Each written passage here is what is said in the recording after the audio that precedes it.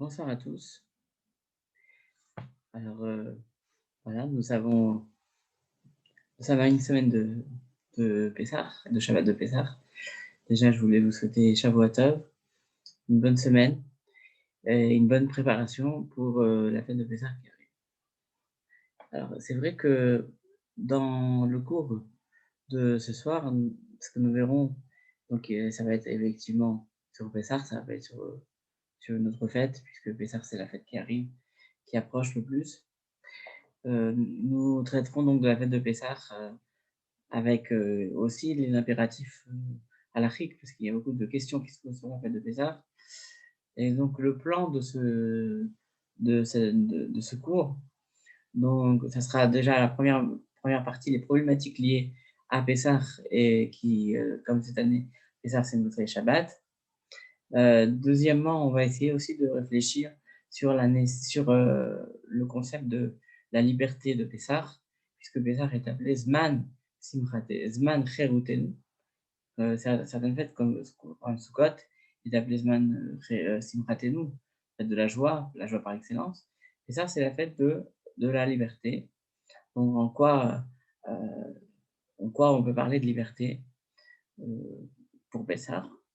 Le sens pédagogique, le sens de la pédagogie liée au CDR. Il y a pas beaucoup d'éléments que nous voyons dans le CDR de Pessah. Nous verrons aussi quelques chidushim, quelques explications ingénieuses de nos sages sur le CDR de Pessah, de sorte que nous pourrions raconter aussi des chidushim durant le CDR.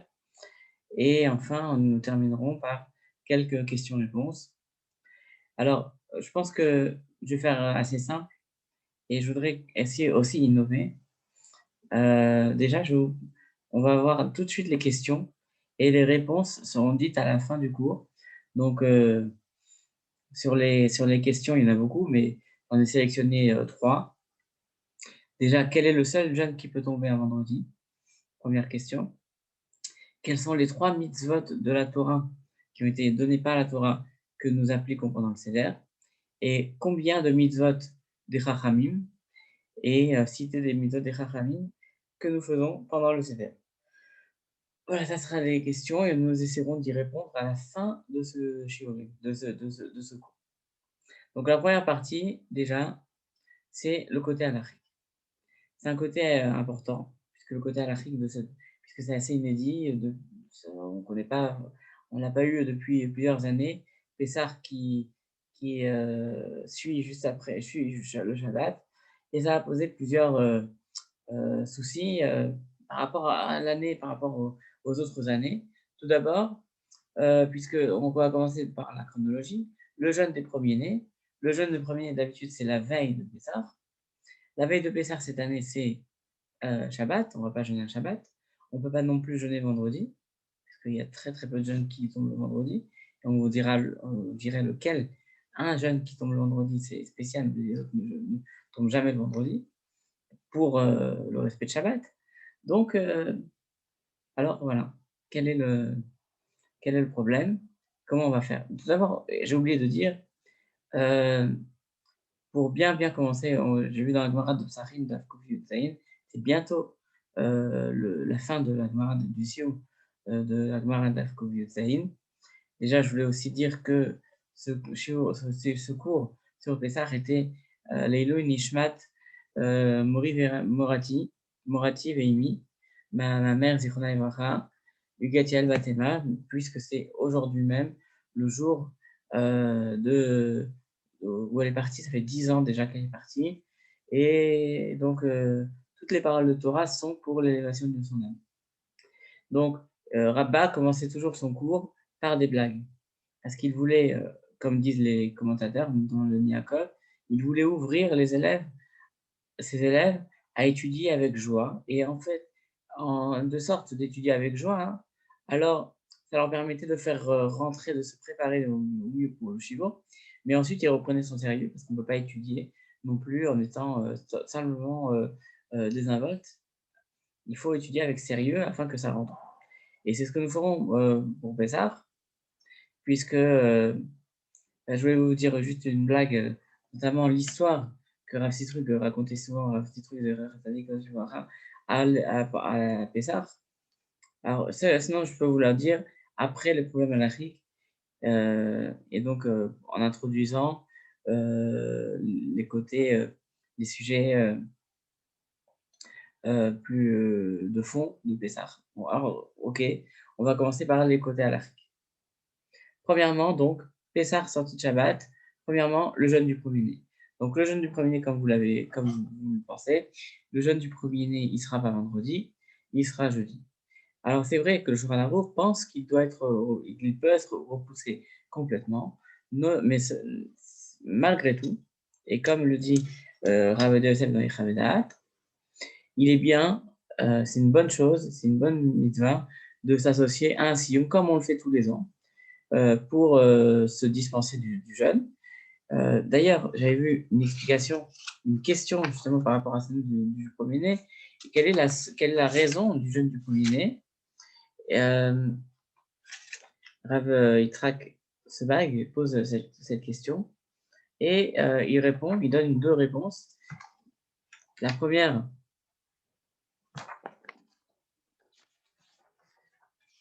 voilà, première réponse du Khatam Sofer qui dit qu'au moment des Makat Bechorot, les Bénis Israël ont eu très peur et donc ils ont prié. Et tout le monde, surtout les premiers-nés, ont prié, garçons et filles.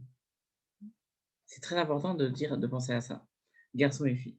Le Gaon Davina dit non, que c'est à propos de la mort des premiers-nés que Hachem a Kadeshli Kol Bechor. Hachem a dit à ce jour, sanctifie-moi tous les premiers-nés.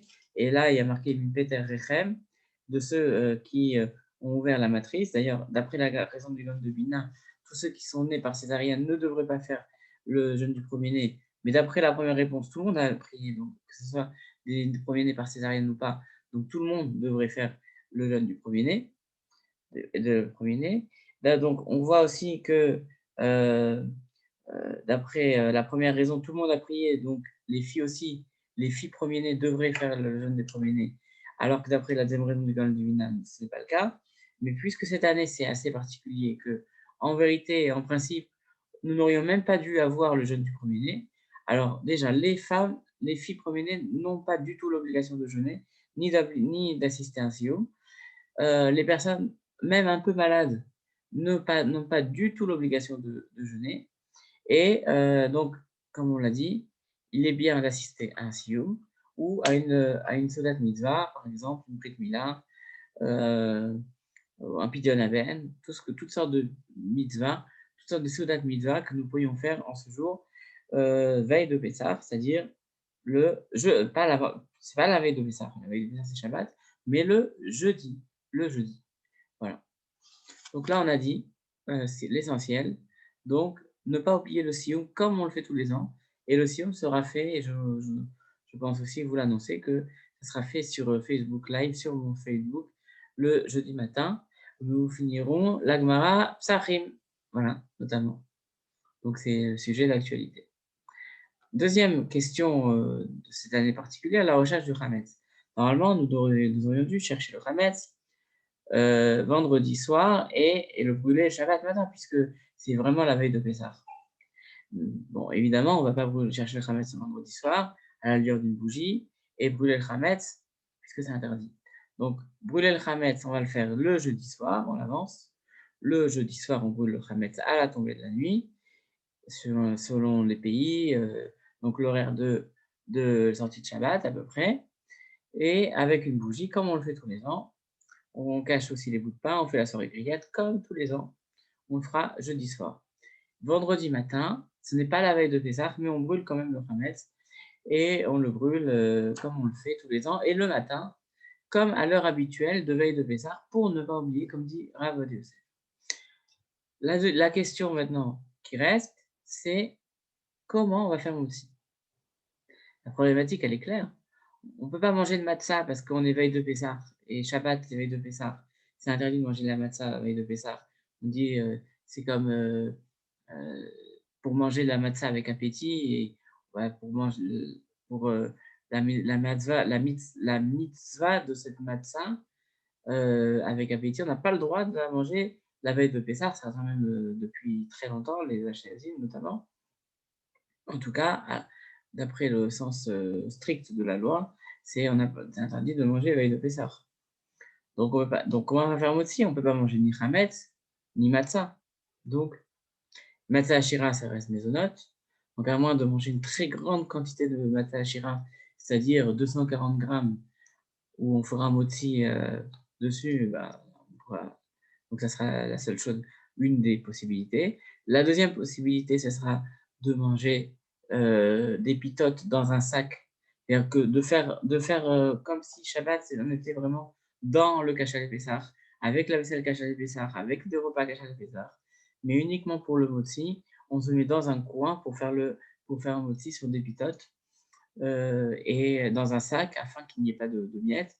Et les miettes qui resteront seront données aux oiseaux dans la rue et pas dans un jardin privé, uniquement dans la rue. Parce que si c'est dans notre jardin, il y a aussi un risque que ça nous appartienne.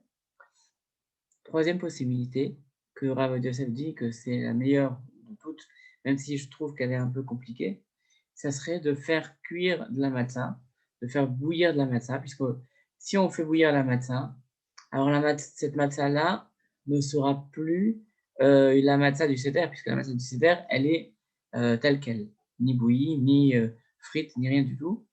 Donc à partir du moment où elle est cuite, donc euh, elle perd le statut de matzah, mais vu que c'est de la farine et de l'eau, donc ça restera moti. Donc ça reprendra le statut de moti, même pour les séfaradim. Pour les ashkenazim, évidemment, la matzah est moti toute l'année, et à Pessah également. Pour les séfaradim, cette matzah prendra le statut de moti, et plus de mésonote. Donc on aura gagné que on n'aura même plus besoin des pitotes.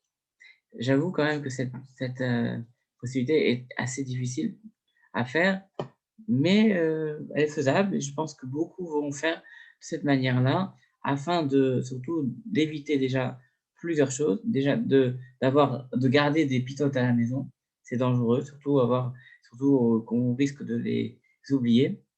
Et deuxièmement, par rapport aux miettes, comment on va faire pour les pitotes des miettes? Là, il faudra trouver un moyen de les jeter, alors que là, il n'y a aucun problème, puisque ça sera déjà caché à l'épaisseur. Et troisième chose, on n'aura même pas besoin, d'après ça, de manger très tôt, comme on le fera avec les pitotes, puisque le Shabbat du midi, si on fait avec les pitotes pour faire motzi, il faut manger à l'heure où on peut encore faire motzi, et on peut manger du hametz. Donc, c'est-à-dire avant 9h30, 10h, sur les horaires, sur les pays où on se trouve. C'est-à-dire qu'il faut avancer l'heure du Shabbat, la tefila très tôt, comme on le fera en Israël, par exemple. On le fera comme ça, dans beaucoup d'endroits. Mais tout le monde ne peut pas le faire. Donc, on va faire motzi. Donc, ça sera une possibilité pour ceux qui ne peuvent pas, par exemple, devancer la prière de manière exceptionnelle. La prière du Shabbat, elle est toujours aux heures fixes, 8h30, 9h, pas chambouler les habitudes des fidèles.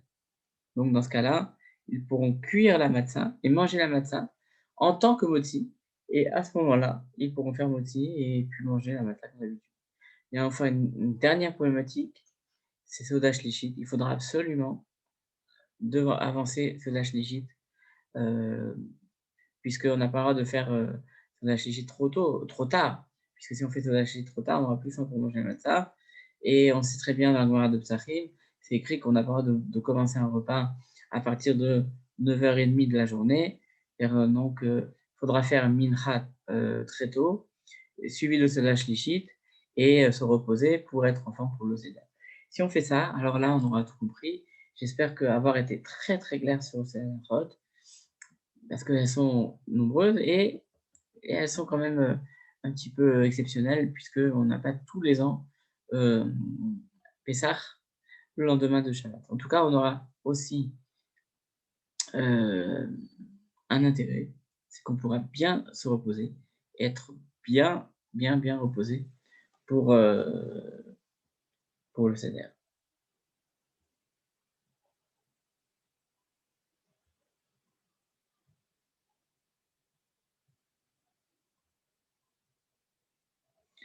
Alors, on va passer à la deuxième partie. Cette deuxième partie, On va l'appeler liberté. Alors, liberté, quel est le sens de la liberté? Qu'est-ce que ça veut dire que nous serons libres? Zeman Cheruten. Alors, déjà, premier point, alors je vais essayer de retrouver très très vite. Oui.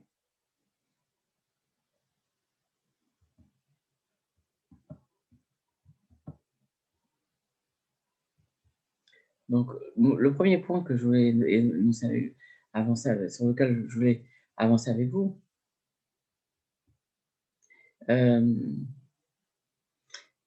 c'est cette notion de liberté.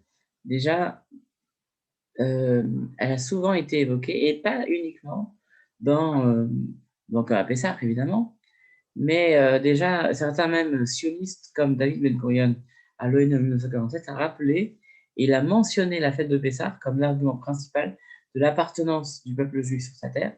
Lors de la sortie d'Égypte, on lui a demandé, mais euh, finalement, quel est le lien entre Israël et le peuple juif?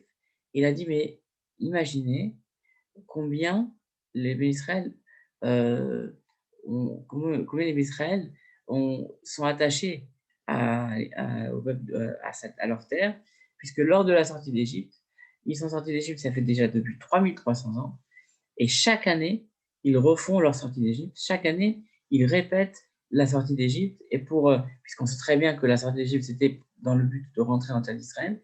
Et chaque petit enfant sait ce qu'ils ont mangé, ce qu'ils ont bu, ce qu'ils ont fait dans le désert, ce qu'il y a eu comme miracle. C'est-à-dire qu'il y a une appartenance du peuple d'Israël sur sa terre. Donc, quelqu'un comme David Ben-Gurion, qui n'était pas forcément religieux, mais euh, utilise l'argument de la fête de Pessah, c'est quand même important. Et c'est à souligner. Donc on voit que la fête de Pessah, c'est aussi une fête pour tout le monde, pour tout le peuple d'Israël. Et ça rassemble les plus religieux, du plus religieux au moins religieux. Et d'ailleurs, bon, il y a aussi un autre argument. On dit que c'est écrit dans la Mishnah, Charut ala luchot al tikre. Charut et la cherut. Charut, c'est-à-dire gravé. Donc, que les tables de la loi, que les commandements étaient gravés sur les tables. Il ne faut pas lire gravé, mais liberté. Quel est le sens de cette phrase? Il y a beaucoup d'auteurs qui ont parlé de ça, notamment Lévinas, mais beaucoup d'explications. C'est-à-dire que nous, pendant Pessah, nous faisons le Hallel. Nous montrons par là que nous ne sommes plus les serviteurs de Pharaon. Pharaon, c'est la matérialité. C'est montrer que l'essentiel, c'est celui qui a les moyens, celui qui a de l'argent. On n'est plus soumis à cette valeur-là, mais on accepte une autre valeur qui est d'accepter les mitzvot, d'être dans le monde de la Torah, d'étudier la Torah.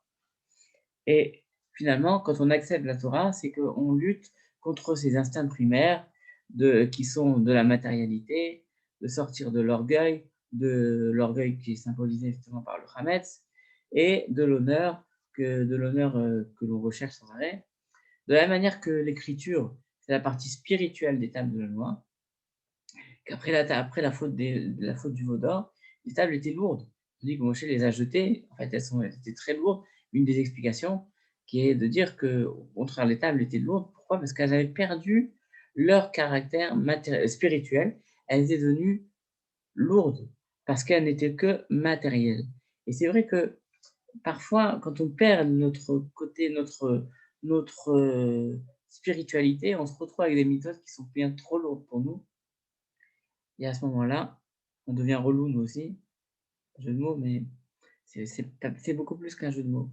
C'est-à-dire que les mitzvot nous servent à accepter que finalement, cette dualité entre la matérialité et la spiritualité, parfois on veut trop de matérialité, parfois on est trop matériel, on se pense que la véritable réussite, c'est uniquement d'avoir la Lamborghini, et d'avoir la belle maison au bord de la plage, et Mais c'est pas ça. La réussite, c'est surtout d'être dans les mitzvot, d'accepter les mitzvot, d'être dans la Torah. Ça, c'est la véritable réussite. Al-Tikra Kherut et la Kherut, non pas gravée, mais qu'en fait, que ces mitzvot-là, elles nous donnent cette liberté de, de, nous, euh, de nous affranchir de toutes les règles, qui sont autour de nous. Et on nous dit, voilà, on a un certain libre arbitre. On n'est pas figé. Et certains réussissent alors qu'ils n'avaient pas du tout, comment dire, ils n'étaient pas du tout dans les conditions de réussir. D'autres étaient déjà sur la lignée d'une. Voilà, c'est plus facile de réussir quand on est des enfants de Rothschild ou autre chose. Il y en a qui ont réussi à partir de rien du tout. Et voilà, au contraire, ceux qui ont réussi à partir de rien, ceux qui ont accepté, ceux qui ont fait les mitzvot, qui sont devenus des grands personnages du monde du Ham Israël, ben, c'est à l'image de Moshe Rabbeinu. Moshe Rabbeinu qui était un Égyptien, comme il est décrit, Mitzri. Et depuis, de cet état-là, de Mitzri, il est devenu Moshe Rabbeinu, le plus grand des prophètes, le plus grand des navis. C'est ça la véritable liberté. C'est de sortir des montages, dire de ce qu'on a décidé pour nous. Et finalement dire non, je peux être quelqu'un d'autre. Ça, c'est la véritable liberté. Les mitzvahs de Pessah témoignent de notre liberté retrouvée, comme par exemple les 4 coupes de vin qui témoignent de la liberté. Elles furent instaurées, comme vous le savez tous, euh, en relation avec les 4 mots, les 4 occurrences de la délivrance, qui sont écrites dans le Rachat de Hera, Veitzalti, Veotseti, Veitzalti, Vegalti, Velakarti. Donc, je t'ai fait sortir, je t'ai sauvé, je t'ai libéré et je t'ai pris pour peuple. Et c'est le dernière occurrence, je t'ai pris comme peuple. Ça, c'est le plus important. Puisque la sortie d'Égypte, en tant que sortie d'Égypte, en tant que la liberté est de s'affranchir du joug de Pharaon, est-ce que c'était véritablement ça le but? Non, le véritable but, c'était de sortir et d'accepter la Torah. On considère les Israël comme un peuple comme un peuple qui est dans l'embryon, comme un embryon. Et à partir du moment où il sort de l'Égypte, il est en gestation. Mais la vérité, le but même de la sortie d'Égypte, c'est de recevoir la Torah. Donc il se retrouve, il est véritablement indépendant, il sort véritablement du ventre de sa mère quand il reçoit la Torah. Et la sortie d'Égypte était uniquement une préparation. D'ailleurs, par rapport à cela, je voulais dire également que la différence entre matzah, le chametz et le matzah, le chametz c'est justement le symbole de l'orgueil et de l'honneur, de ce qui gonfle. La matzah en elle-même et le chametz, c'est la même composition, c'est de l'eau et de la farine. Mais les chametz et matzah, c'est pratiquement les mêmes lettres en hébreu. La différence est entre le hé et le chet. Le hé de la matzah, qui est la barre du hé sur, qui remonte mais qui ne touche pas, alors que le chet, c'est la barre du hé va jusqu'au bout de ce qu'on peut appeler du resh, donc ça fait un chet au lieu du hé, et on voit que c'est véritablement un point d'équilibre très très difficile à atteindre.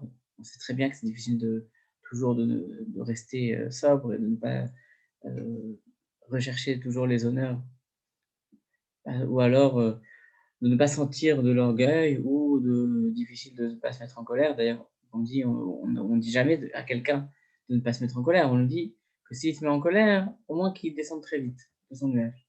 Voilà, c'est pas évident. Donc, tout ça pour nous dire, c'est ces leçons. Ces leçons qui sont liées à Pessah. Et dans ces leçons, j'ai choisi aussi de parler du sens de la pédagogie de cette fête de Pessah, parce que c'est très important de se retrouver pendant cette fête de Pessah à lire la Haggadah, à raconter à nos enfants, déjà de les avoir à notre table, d'avoir la famille à notre table, et, euh, et de parler, de faire en sorte que les enfants posent les questions. C'est une mitzvah de leur donner des graines, et des graines grillées, aujourd'hui on dirait des bonbons, ou des chocolats pour qu'ils se tiennent éveillés pendant le seder.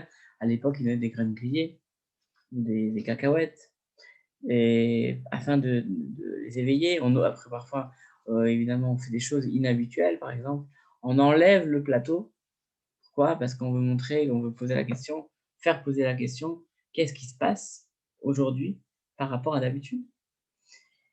Et ce qui est le plus important, c'est qu'on a les 4 enfants, heu on a le Chacham, le Racha, Tam Sheno Yeda Lishol, c'est-à-dire on a le sage, on a le mauvais, celui qui est mauvais, qui fait pas les mitzvot, le Racha, par excellence. Tam, c'est celui qui est niais, et Sheno Yeda Lishol, et qui ne sait pas poser de questions. Et c'est vrai que, par exemple, notamment, dans la Gemara enfin, on peut poser la question, le Keren Yehoshua, justement, il pose la question: quelle est la différence entre les paroles du Chacham et les paroles du Racha? Si on s'interroge. Regardez, dans la Haggadah, quelque chose que vous pourrez peut-être, dire, à la table du Seder, et que le Chacham, heu, Etrem, à vous. Donc, et le Racha, il dit Lachem. Et nous, le Racha, on dit Lachem velolo. À vous, ma avoda azot lachem. Lachem velo. Quel est ce travail que vous faites pour vous? Lachem pour vous. Et lolo, c'est-à-dire qu'il s'est exclu. Mais le Racham aussi, il a dit etrem. À vous. Ma edut vachokim vashpatim machat tiva Hashem elokenu etrem. Quelles sont toutes ces sortes de mitzvot, loi rationnelle, loi irrationnelle, témoignages que vous faites aujourd'hui pour vous? Donc on voit que les deux sont exclus. Et à propos de cette, question, il explique que, déjà, la différence entre le Racham et le Racha, c'est que le Racham a montré déjà qu'il savait et qu'il était prêt à faire ses mitzvot. D'ailleurs, il en parle. Il dit: «On a des mitzvot, on est prêt à les accueillir, on est prêt à les faire, donc on a assez, on les fait, mais ensuite on veut comprendre quelles sont ces mitzvot». Alors c'est normal qu'on lui réponde avec gentillesse. Mais le rachat, il dit: «Non, qu'est-ce que c'est que ce travail? Qu'est-ce que ça veut dire?» C'est dans le sens que Pessah, voilà, n'a plus de sens d'exister. Aujourd'hui, on est en 2021. Qu'est-ce que ça veut dire sortir d'Égypte? C'était pour, nos descendants, mais aujourd'hui, qu'est-ce que ça veut dire sortir d'Égypte? Pour nous, qu'est-ce que ça veut dire sortir d'Égypte? Ça n'a aucun sens. Et là, on lui dit: «Non». Alors, Afata Ake Chinav, c'est-à-dire quoi? Agache-lui les dents. Alors, certains, ils disent, dans Sefer Arogat Bessamim, si on enlève les dents du rachat, il sera tzaddik. Pourquoi? C'est en allusion. Si on fait la gematria de Shinav, on trouve 366. Celle du rachat, 570. Donc, si on enlève au rachat 570, on lui enlève les dents 366, on retrouve la gematria du tzaddik qui est 204. Donc, c'est pour ça qu'on lui dit: «Non, ne lui casse pas les dents, mais enlève-lui les dents». C'est-à-dire enlève-lui ces attaques-là, négatives, et tu verras qu'il sera tzaddik. C'est une manière de dire qu'il n'y a pas de cas irrattrapable. C'est très important parce que, on entend souvent, dans le domaine éducatif, qu'il y a les bons et les mauvais. Nous, on dit: «Non, il y a les bons, on doit s'occuper d'eux, on doit leur expliquer, mais les mauvais, on ne doit pas les laisser à l'arrière, on doit pas les on doit aussi s'occuper d'eux, et on doit leur, même quitte à leur casser les dents, dans le sens de leur enlever, leurs attaques et de leur répondre à leurs attaques, avec leur manière de parler aussi. Mais on doit leur répondre, et de cette manière, parfois, c'est vrai qu'on se retrouve avec des personnes qui nous attaquent simplement pour qu'on s'occupe d'eux, simplement pour qu'on pense, à ce qu'ils font, et il y a certaines personnes qui veulent simplement se montrer. C'est pour ça qu'ils font, des choses, qu'il ne faut pas, et qui cherchent l'attention, qui recherchent l'attention, et donc cette explication avec le Chacham, le Racha, ça nous permet de comprendre qu'il n'y a personne qui ne soit à l'extérieur de la table. Même le rachat, il est là et il fait Pessah avec nous. C'est incroyable. Il n'est pas là dans la rue à faire tout ce qu'il faut pas faire. Non, non, il est à la table de Pessah et il est avec nous. D'ailleurs, quand on dit Ba'avour-Zé, puisque c'est notamment le Racham qui dit, on lui répond Ba'avour-Zé. Ba'avour-Zé, c'est quoi? Pour cela, c'est pour ceci qu'Hachem te fait sortir d'Égypte. C'est quoi pour ceci? On lui répond au Racham, on lui répond, il dit, tu sais, il y a beaucoup de mitzvot à accomplir dans la fête de Seder, de Pessah. On a Zé, qui est une valeur numérique de 12. Et il y a 12 mitzvot que l'homme accomplit le soir de Pessah, comme dit Rav David Aboudaram, les 4 verres de vin, la charoset, le karpas, les 2 netilat yadayim, un pour le karpas, un pour le motzi matzah, un sans bracha, un avec bracha, le motzi matzah, le maror et le sandwich, le korer de Minera Zaken. Ah oui, j'avais oublié d'expliquer quelque chose d'important au sujet de la halacha, que lorsque on brûle le chametz, il ne faut pas dire donc le vendredi matin le texte kol chamira, parce que dans ce texte-là, kol chamira, on va dire quoi? On va dire que tout chametz que je n'ai vu ou que je n'ai pas vu, qui soit considéré comme la poussière de la terre. Mais le problème, c'est qu'on va encore faire la bracha dessus le soir de Shabbat et le lendemain. Donc, on ne doit pas faire la bracha de kol chamira. On devra faire cette bracha uniquement le Shabbat matin, au moment où on aura l'interdiction de brûler le Khamet. Ça fait partie des subtilités de cette année. Voilà. Donc, quelques explications. Évidemment, il y a encore beaucoup de choses à dire. Évidemment, on peut toujours dire beaucoup de choses sur Pessah et le Seder. J'avais dit donc que je répondrai aux questions-réponses que j'avais mentionné au début. Alors la première, c'est quel est le premier jeûne, le seul jeûne d'ailleurs, qui peut tomber un vendredi? C'est le 10 Tevet, comme il est tombé cette année. Le seul, c'est le 10 Tevet qui tombe vendredi. Ne demandez pas pourquoi, mais c'est comme ça. Les autres jeûnes, que ce soit le jeûne d'Esther ou le jeûne des premiers-nés, donc ne pourra jamais tomber un vendredi. Et s'il tombe un vendredi, il faudra le repousser à jeudi. Quels sont les 3 mitzvot de la Torah du Seder? Alors, on a dit raconter la Haggadah, Ve'ilgata et Binchas, une mitzvah de la Torah. Manger un kazé de matzah, puisqu'il y a marqué que le premier soir, ou le premier jour de Pessah, il faudra manger de la matzah, au moins un kazaït. On sait qu'en en fait, on en mange 3, voire 4, entre le motzi matzah, le korer, c'est-à-dire le sandwich, et la ficomane à la fin. Et enfin, réciter le Birkat Hamazon, c'est très important. C'est une mitzvah qu'on oublie, mais c'est une mitzvah qui est très importante, une mitzvah de la Torah, de réciter le Birkat Hamazon le soir du Seder, comme tous les jours où on a mangé du pain. Enfin, du pain, ou du motzi, en tout cas. Combien de mitzvot des Chachamim? Alors, le Gaon de Vilna compte 64 mitzvot des Chachamim le soir du Seder. C'est incroyable. C'est un chiffre qui me paraît incroyable. Mais bon, il faudrait compter. Et parmi elles, il y a le kidouche, il y a se laver les mains pour le karpas, boire les 4 verres. Alors peut-être que le Gaon de Vilna considère toutes les mitzvot, pas uniquement du Seder, mais toutes les mitzvot de Pessah. C'est une possibilité, parce que 64, ça me semble beaucoup. Donc, voilà, donc on va s'arrêter là pour le cours de Pessah. Je vous souhaite à l'avance de bonnes fêtes de Pessah. N'hésitez pas à me dire si vous avez compris ou pas compris. N'hésitez pas à partager. N'hésitez pas à commenter.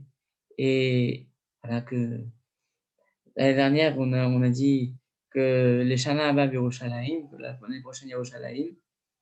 Là, on est à Yerushalayim, on a fait l'alliance cette année. Que maintenant, on demande les Shana Abba Yerushalayim Abenouya, que l'année prochaine, on se retrouve on puisse faire Pessah dans le Beth Amikdash dans Yerushalayim reconstruite. Qu'on puisse être dans la joie, avec la santé surtout le plus important, durant, dans la santé, en famille, et faire en sorte de passer de bonnes fêtes de Pessah, de se retrouver avec cette liberté, avec cette joie qui va nous faire transporter, qui va nous faire passer de bonnes fêtes. On va pouvoir accomplir toutes les mitzvot que les Rachamim nous ont demandé de faire. Amen et Ratson. Shabbat, Shavua Tov durant toute la semaine. Et je vous souhaite d'avance un bon Shabbat prochain et de bonnes fêtes de Pessah. Amen.